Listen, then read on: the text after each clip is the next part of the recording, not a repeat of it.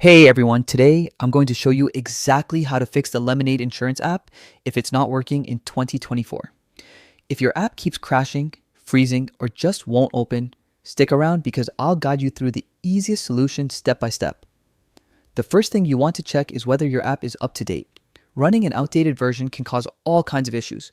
To do this, open the App Store on your device, tap the search icon, and type in Lemonade Insurance. If you see an update button next to the app, go ahead and tap it. Updating the app can solve most problems immediately. If updating doesn't fix it, the next step is to clear the app cache. On your iPhone, go to Settings, scroll down to General, and tap on iPhone Storage.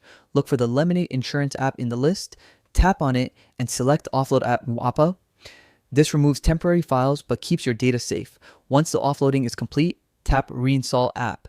This often resolves performance issues and glitches. Now, if the app is still not working properly, it's time for a complete reinstall.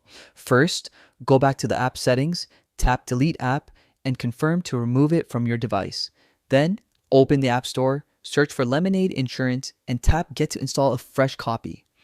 Reinstalling ensures that any corrupted files are completely removed and replaced with a clean version. By following these steps, updating the app, clearing the cache, or reinstalling, you should be able to get the Lemonade Insurance app running smoothly again. If this guide helped you fix the app, don't forget to show some love by clicking the heart icon and subscribing to the channel for more helpful tutorials. Thanks for watching, and I'll see you in the next video.